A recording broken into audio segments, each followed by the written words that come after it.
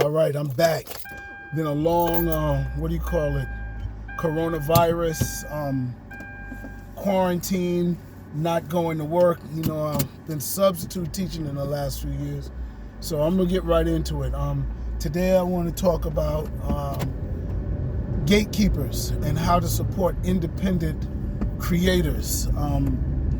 One of my stories, and this is gatekeepers in general, because when we say gatekeepers and we're talking about black sci-fi, black artists, black creators, you usually think it's inferred that we're talking about white people, right?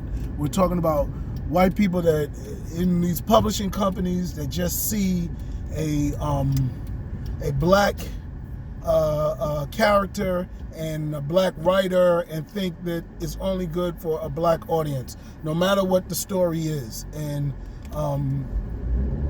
it's crazy. I remember I was talking to one person on a panel, and I told him, I said, when I first started writing my first horror movie, Holla If I Kill You, back in 2002, I was calling myself hip-hop horror. Basically because I wanted to try to avoid the stigma attached to me making a story with comedians, and my cast was diverse, right? I had white actors in it. That's not gonna work. I had white actors, and I had Latino actors and black actors, right? It was multicultural, right? But because I'm black, they would assume that it was going to be a black story. So I write stories, they have human issues, and a lot of those human issues are told through the lens of a black character, right? And I don't mind being considered black, but at the time I was trying to reach, thinking I would get through the gatekeepers. And years later, around 2012, 2010, 11, around there, when I released Thug Angel, the term black science fiction was in full bloom, and I embraced it. So I was like, yeah, this is black science fiction. I don't have no problem with that. And so we thought, classification and things like that would break through the gatekeepers. And we talk about gatekeepers, but these are the people that make decisions for you to either get a publishing deal, get a distribution deal if you're a film, get funding, even attend conventions, right? So here's one of my stories, and then I'll get into how you can get around the gatekeepers, especially for fans, because fans and creators, we want to get together, and there's a way to do it where you can bypass, you can get around the gatekeepers. And one of those, I'm going to tell you. But here's my story. I had this movie, my most successful movie to date, is Gold Digger Killer, right? And in this movie, she's dealing with misogyny. She happens to go out and become a serial killer, killing men that are disrespectful to women. How beautiful is that? This is in 2004 that I wrote it, but it's a story that speaks to the Me Too movement, right? So we can see it from a different lens now, because we know that there's violence to women throughout. It's not just a hip-hop thing. And even in this story, she deals with mostly the hip-hop community, but there's an element of it that she's addressing to the world. Anyway, I did a spin-off comic book called Imani the Killer. And I'm like, yo, this is hot. This is going to be a good thing. But yet, here it goes, the gatekeepers. Now I'm dealing with black comic conventions saying, oh my God, we don't want a story with the title Killer to be in our convention. You understand what I'm saying? And, didn't looking at the story, we just don't want to promote violence at a comic book convention. And I'm seeing all types of superheroes not tapping people on the shoulder, not dealing with villains who threaten to hurt your feelings. They're not fighting with words in any of these other stories. And yet, they're like, oh, I said, there's not any cursing in my story. There's fun killings, but it is what it is, I don't refer to anything, but yet, I had to lobby and plead to black comic conventions, right? To get my comic book where I could sell it at a table. I was buying a table. They wouldn't even let me buy a table. So again, this was Gatekeepers. Now, I'm looking at Rodney Barnes' book is called Philadelphia. You understand what I'm saying? And one of the characters in Imani the Killer's first issue, she kills Dracula. You know what I'm saying? And so I'm saying, wow, isn't that ironic that this is a story taking place in Philadelphia with killing written by a black person and is celebrated. And this is maybe, 8 or 9 years from the time that I was trying to do it. But at the end of the day, it still speaks to gatekeepers, right? So how do you avoid them? Because even when they let me go to the convention, they put me in the pornographic comic section or an adult comic section, like killing wasn't in any of the other comic books that were around. And mind you, black comics do have a lot of children-friendly comics, but at the end of the day, comic conventions have everybody. And killer is not a curse word. Killer is a real word. So anyway, that's just me, but it speaks to it, They ask you, who's your audience going to be? Be like, wait a minute. I'm about to read, I can't wait till it comes in the mail, The Kitchen with Tiffany Haddish and all of them, and the women that become the mobsters from their husbands. That was a comic book or a graphic novel, whatever you want to call it, And when I pitch my stories, because I don't necessarily do superhero stories in my comics. I do graphic novels, I do movies, I tell my movies in the stories, right? And I think of stories that can go to movies when I write my comics, right? And, I've been talking to black publishers. Okay, who's your audience? Whoa, wait a minute. What are you talking about? This is a story. We know who the audience would be. If it was a movie, then what's the difference with it being in comics? Do you only see comics for children, right?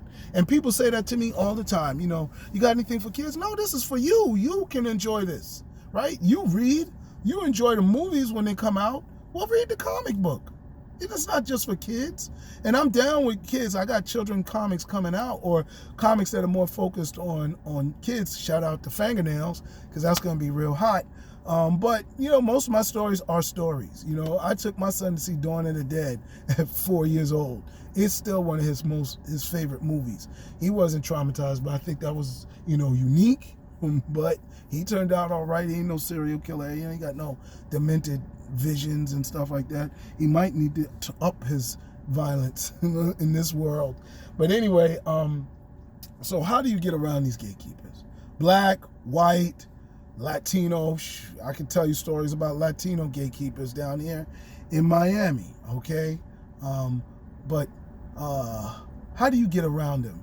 Whether it's Latinos that feel that your black story won't speak to the world. I actually asked these Latino creators, I said, why do you only write characters with white people in them? Oh, that's because people will buy them. I said, but you're Latino. You don't even look like the characters you're drawing. They don't, and mind you, Latinos, like black people, come in all hues, right? So there's Latinos that can fully pass for white. So I get that, but there's still elements about their characteristics, their personality, that speak to something that's not white, right? That's not, hamburgers, apple pie, things. They still behave different, right? If you know people, you could see, even white Latinos listen to salsa, merengue, maybe not merengue, but at least salsa, right?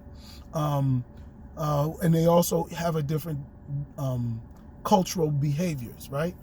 But no, they don't. So whether it's Latinos that don't believe in diversity, whether it is white people that don't think characters of color will sell or marketable, or it's black people that just have a very conservative view of what entertainment is for black people, right? Because these are black conventions for black people. These are black publishers writing books for black people that still think, comics are, Powder Puff Girls, right? or Avatar: The Last Airbender, children's stories, right? How do you get around them to get to the people like me as a reader? I'm reading, Gary Phillips, who writes nothing but updated gangster stories, right? I'm reading Rodney Barnes, whose story is no superheroes. It's a vampire story with killings and all that, right? Blood splatter. Those are the comic books that I'm reading. We know how to solve it in movies. We know how to solve it in music. We've already solved it years ago in music. Tupac took care of that. But how do we solve it in comics? Well, I tell people Kickstarter. Put your project up on Kickstarter. I tell people to support Kickstarter. Get a Kickstarter campaign. Account. You don't have to be a creator. You just get a Kickstarter account, and now you can follow projects as they come. And for as little as $5, you can get digital comics. For $10, you can get the comic book mailed to you, maybe a little extra for postage. But most of these campaigns, I know my campaign, has a low-level incentive where you can get, a sticker, you can get a character card, or you could get a poster for $10, and you get an autographed comic, and it comes, sealed with the boards and the bag, and it's valuable. So for a collector, that's the ultimate way to do it, because many times the Kickstarter run is an exclusive run just by its dynamics, and sometimes they allowed you to get your name in the comic book, and that's exclusive. So when it goes to the stores, it more than likely won't have that name in the comic book, but again, you got an exclusive version. So that's one way to get around. If it's Indiegogo or it's GoFundMe, right? Right now, Kickstarter is leading for comic books, but Indiegogo is right there. So, sometimes people have problems, and you don't want anybody to have a full monopoly on anything. So do that. Join Instagram groups, join Facebook groups.